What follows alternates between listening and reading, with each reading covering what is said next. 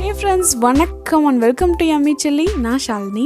இன்னைக்கு மில்லட் பாயாசம் சாமை அரிசி வச்சு தேங்காய் பால்லாம் ஆட் பண்ணி ஒரு யம்மியான பாயாசம் பார்க்க போறீங்க. இந்த பாயாசம் நீங்க சாமை அரிசிக்கு பதில் வரகரிசி, திணை அரிசி இல்ல குதிரைவாலி இந்த மாதிரி சின்னதா இருக்க மத்த மில்லட் கூட நீங்க ஆட் பண்ணி செய்யலாம். அப்படி இல்லைன்னா ஒயிட் ரைஸ் கூட நீங்க வச்சு செய்யலாம். ஆனா இந்த மெத்தட் ரொம்ப டேஸ்டியா இருக்கும். நீங்க ஃபர்ஸ்ட் டைம் மில்லட்ல ஏதாவது செய்ய போறீங்க அப்படின்னா இந்த ரெசிபியை தாராளமா நீங்க ட்ரை பண்ணலாம். ஸ்வீட்டாவும் இருக்கும், அதே சமயம் வீட்டுல எல்லாருக்கும் கண்டிப்பா பிடிக்கும். அதுவும் இல்லாமல் இதில் அவ்வளோ ஹெல்த் பெனிஃபிட்ஸ் இருக்குது. நம்ம சேனலில் ஆல்ரெடி சாமை லெமன் ரைஸ் ரெசிபி போஸ்ட் பண்ணியிருக்கேன். அந்த வீடியோவில் இந்த சாமை அரிசியோட ஹெல்த் பெனிஃபிட்ஸ் எல்லாம் ஷேர் பண்ணியிருக்கேன். சப்போஸ் நீங்கள் அந்த வீடியோ பார்க்கல இல்லை இதோட ஹெல்த் பெனிஃபிட்ஸ் தெரிஞ்சுக்கணும் அப்படின்னா வீடியோட லிங்க் டிஸ்கிரிப்ஷன் பாக்ஸில் கொடுக்குறேன். அப்படி இல்லைன்னா ஐ பட்டனில் வரும், வேணும்னா நீங்கள் கிளிக் பண்ணி பார்த்துக்கோங்க. ஸோ இப்போ வாங்க இந்த சாமை பாயாசம் எப்படி செய்யறதுன்னு பார்த்துடலாம்.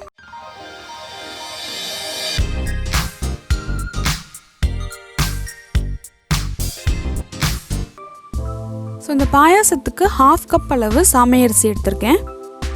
ஸோ எப்போவுமே சிறுதானியத்தை நல்லா வாஷ் பண்ணிக்கணும். நான் ஒரு 3 டைம் வாஷ் பண்ணிட்டேன்.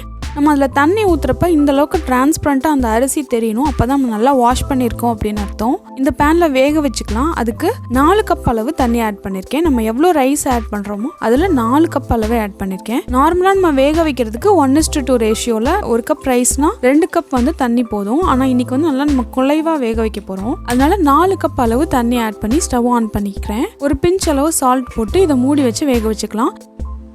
மீடியம் ஃப்ளேமில் வச்சு 10 நிமிஷம் வேக வச்சுருக்கேன். நீங்கள் சிம்மில் வச்சு வேக வச்சிங்க அப்படின்னா ஒரு 15 மினிட்ஸ் எடுத்துக்கும். பாருங்கள், இது நல்லா வெந்துருச்சு. உங்களுக்கு அரிசி நீங்கள் எடுத்து ப்ரெஸ் பண்ணி பார்த்தீங்கன்னாவே தெரியும். ஸோ இப்போ இதை எடுத்து வச்சுக்கலாம். ஒரு பேனில் நான் முந்திரியும் திராட்சையும் வறுக்கிறதுக்காக நெய் ஆட் பண்ணிக்கிறேன். சும்மா ஒரு 2 டீஸ்பூன் அளவு நெய் ஆட் பண்ணிக்கோங்க. அதில் ஒரு 10 முந்திரியை இந்த மாதிரி லைட்டாக உடச்சி ஆட் பண்ணியிருக்கேன். மில்லட் வேகிற டைம்லேயே நீங்கள் இதையும் செஞ்சு வச்சிடலாம். ஆனால் நான் வேக வச்சு எடுத்து வச்சுட்டு அதுக்கப்புறம் செஞ்சுருக்கேன். கேஷ்யூஸ் லைட்டாக ஃப்ரை ஆனதுக்கப்புறம் ஒரு 15 திராட்சை ஆட் பண்ணியிருக்கேன். ரெண்டும் நல்லா ரோஸ்ட் ஆனதுக்கப்புறம் இது தனியாக எடுத்து வச்சுக்கலாம். அதே பேனில் நான் பனங்கற்கண்டை உருக்கி எடுக்க போகிறேன். அதுக்கு 2 கப் அளவு தண்ணி ஆட் பண்ணிவிட்டு 2 கப் அளவுக்கு பனங்கற்கண்டை ஆட் பண்ணி அது நல்லா கரைய விட்டுறலாம். நீங்கள் பனங்கற்கண்டு பதில் வெல்லம் ஆட் பண்ணலாம், இல்லைன்னா நாட்டு சக்கரை ஆட் பண்ணிக்கலாம், இல்லை ஒயிட் சுகர் வேணாலும் ஆட் பண்ணிக்கலாம். அந்த பனங்கற்கண்டு எல்லாமே நல்லா கரைஞ்சிருச்சு. அதில் எவ்வளோ டஸ்ட் வேறு இருக்க பாருங்கள். நான் காமிச்சிருக்கிறது ஹெல்த்தியர் வெர்ஷன் தான். பனங்கற்கண்டு இல்லை அப்படின்னா நீங்கள் அல்டர்னேட்டிவாக இனிப்புக்கு வேறு எது வேணாலும் நீங்கள் ஆட் பண்ணிக்கலாம். இப்போ வேக வச்சு அந்த மில்லட்டில் இதை வடிகட்டி ஆட் பண்ணிக்கலாம். முன்னாடியே வேக வச்சு எடுத்தனால கொஞ்சம் இறுகிடுச்சு. ஸோ நல்லா மிக்ஸ் பண்ணிக்கலாம்.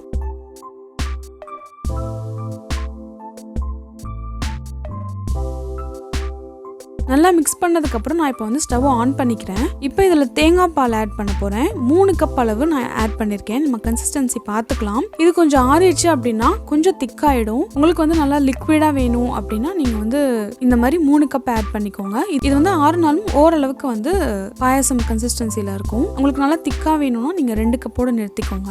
இப்போ நல்லா மிக்ஸ் பண்ணியாச்சு. தேங்காய் பாலும் ஆட் பண்ணதுக்கப்புறம் ஒரு 1/4 டீஸ்பூன் ஏலக்காய் பவுடர் ஆட் பண்ணியிருக்கேன். தேங்காய் பால் ஆட் பண்ணதுக்கப்புறம் நீங்கள் ரொம்ப கொதிக்க விட தேவையில்லை. ஜஸ்ட் ஒரு ஹீட் ஆகி எல்லாமே மிக்ஸ் ஆனால் போதும்.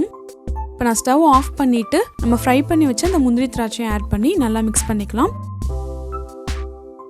அண்ட் கடைசியாக தேங்காய் பூ, இது ஆப்ஷனல் தான். தேங்காய் கீத்து போட்டு ஸ்லைஸாக கூட ஆட் பண்ணலாம். நல்லா இல்லைனா நெய்யில் தேங்காவையும் ஃப்ரை பண்ணி ஆட் பண்ணலாம். ஆனால் இதுவே ரொம்ப டேஸ்டியாக இருக்கும். இது நீங்கள் சுட சுட சாப்பிட்டீங்க அப்படின்னா அருமையாக இருக்கும். நல்லா கூல் பண்ணி ஃப்ரிட்ஜில் வச்சு சில்லுன்னு எடுத்து சாப்பிட்டீங்கன்னா ரொம்ப ரொம்ப அருமையாக இருக்கும். பார்க்கறதுக்கு உங்களுக்கு அட்ராக்டிவாக இருக்காது, ஆனால் செம்ம யம்மியாக இருக்கும். அண்ட் அஃப்கோர்ஸ் ரொம்ப ஹெல்த்தி கூட. தேங்காய் பாலும் ரொம்ப ரொம்ப நல்லது. ஸோ அவ்வளோதான், நம்மளோட மில்லட் பாயாசம் செம்ம சூப்பராக ரெடி ஆகிடுச்சு. உங்கள் வீட்டில் கண்டிப்பாக ட்ரை பண்ணி பார்த்துட்டு கீழே கமெண்ட் செக்ஷனில் உங்கள் ஃபீட்பேக்கை கொடுங்க.